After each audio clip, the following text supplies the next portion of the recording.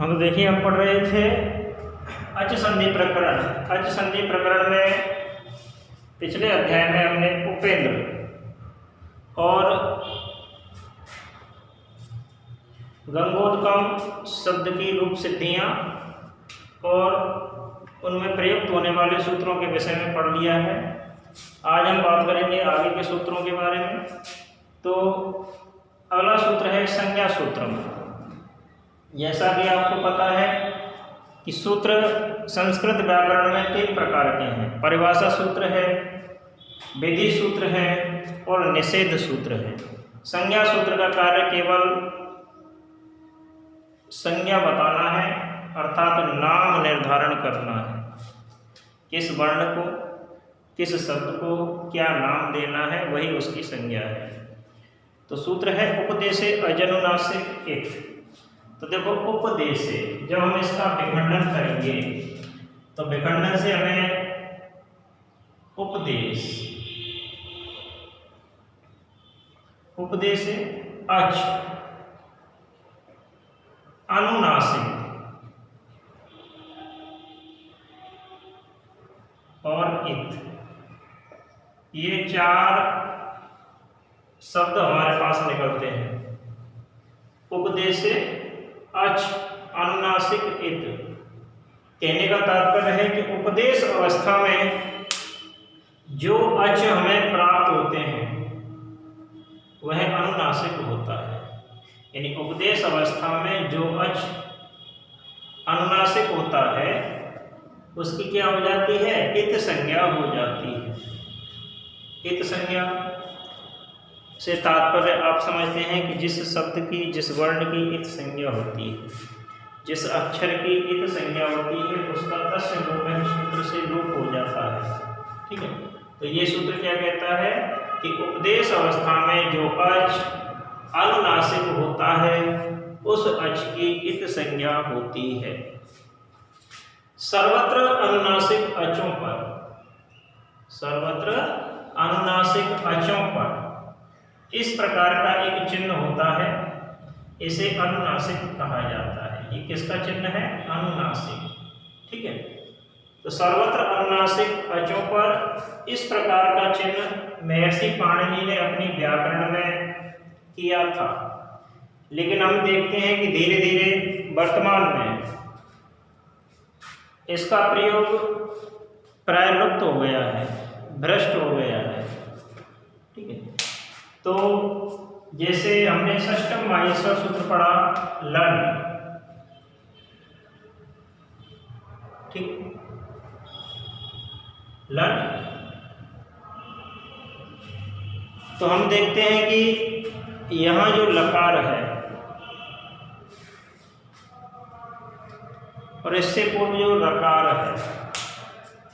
है, लन, तो ये अपना और अपने साथ वालों की संज्ञा होती है, अनुनासिक संज्ञा। ठीक है, परिभाषा सूत्र है अगला ओरण रपर। ये सूत्र क्या कहता है कि री, यह 30 वर्णों की संज्ञा है। री किसकी संज्ञा है? 30 वर्णों की।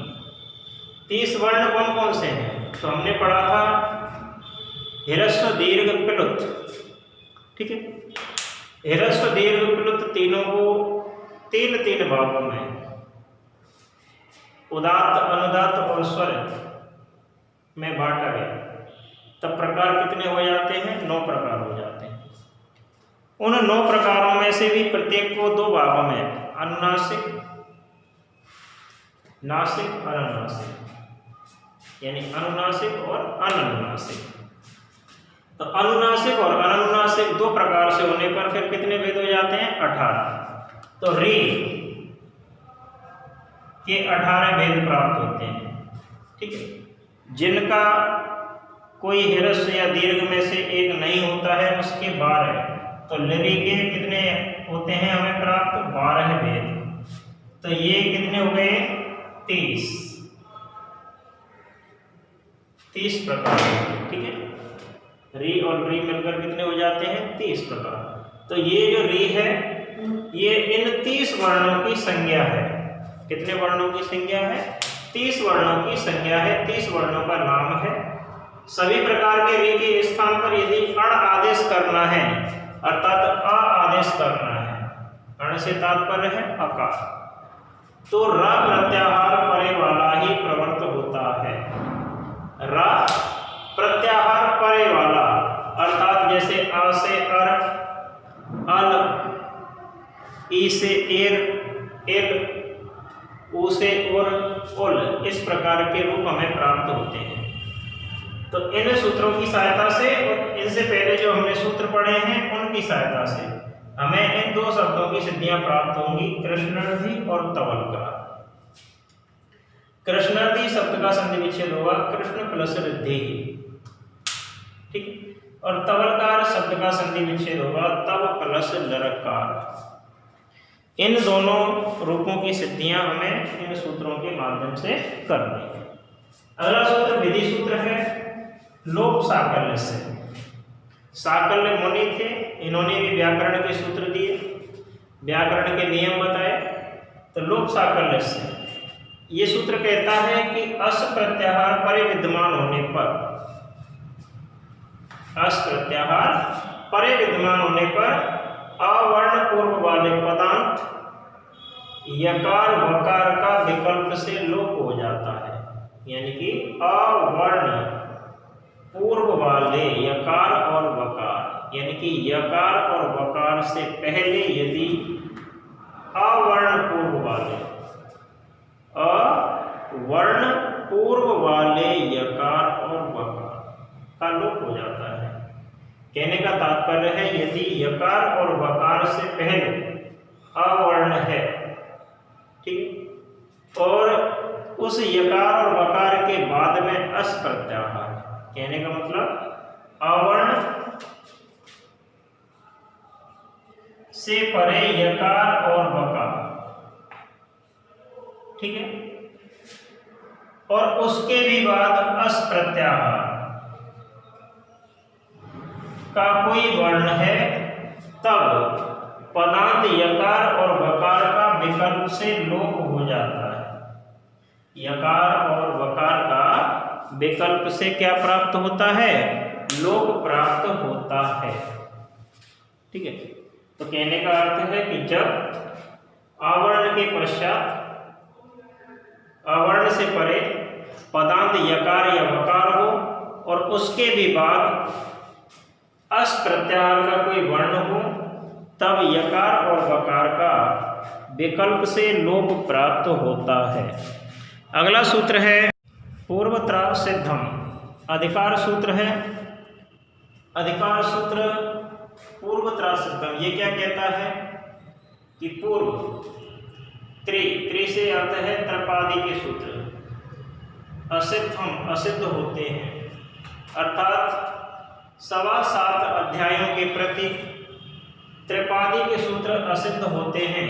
7.25 अध्याय से अर्थ है जैसे महर्षि पाणिनि की अष्टाध्यायी में 8 अध्याय हैं और प्रत्येक अध्याय में 4-4 पाद हैं। प्रत्येक अध्याय में 4-4 पाद हैं, तो 7.25 कहने का तात्पर्य होगा 7 अध्याय प्लस 4 अध्याय में से पहला भाग, यानी कि पहला अध्याय। 7 अध्याय पूरे यानी 8 अध्याय और 4 पाद हैं, 7 अध्याय और 1 पाद, कितना हो जाएगा? 7.25 हो जाएगा। तो 7.25 अध्यायों के प्रति त्रिपादी के सूत्र असिद्ध होते हैं। तो इस सूत्र को इस प्रकार समझा जा सकता है कि त्रिपादी के सूत्रों में पूर्व शास्त्र के प्रति पर शास्त्र असिद्ध होता है, अर्थात पहले कहा हुआ जो शास्त्र है वही सिद्ध है, बाद में कहा हुआ असिद्ध है, ठीक है। जैसे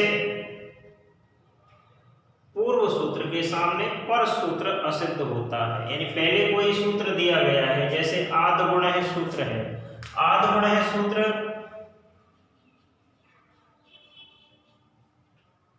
छठवें अध्याय के प्रथम पाद का 84वां सूत्र है। छठवें अध्याय के प्रथम पाद का 84वां सूत्र है। और लोप साकल्य से, लोप साकल्य से, लोप है साकल्य से 8वें अध्याय का तीसरे पाद का 19वां सूत्र है। तो इस स्थिति में पहले कौन सा सूत्र दिया गया है? पहले आद गुणः सूत्र दिया गया है। पहले कौन सा सूत्र दिया गया है? आद गुणः सूत्र दिया गया है। तो ये सिद्ध है और इसकी दृष्टि से यह कैसा है? असिद्ध है। आ गया होगा समझ में कि इस सूत्र का कहने का तात्पर्य यही है कि पूर्व शास्त्र के प्रति पर शास्त्र असिद्ध होता है, अर्थात पूर्व सूत्र के सामने पर सूत्र असिद्ध होते हैं। जैसे लोप साकल्य से सूत्र 8वें अध्याय के तीसरे पाद का 19वां सूत्र है और आद गुणः सूत्र 6वें अध्याय के प्रथम पाद का 84वां सूत्र है। तो पहले कौन सा सूत्र दिया गया? आद गुणः सूत्र दिया गया। तो आद गुणः सूत्र के सामने लोप साकल्य से सूत्र असिद्ध सिद्ध होगा। ठीक है। अब इन सूत्रों की सहायता से हमें इन 4 शब्दों की सिद्धियां प्राप्त होंगी। इन 4 शब्द रूपों की सिद्धियां हमारी हो जाएंगी।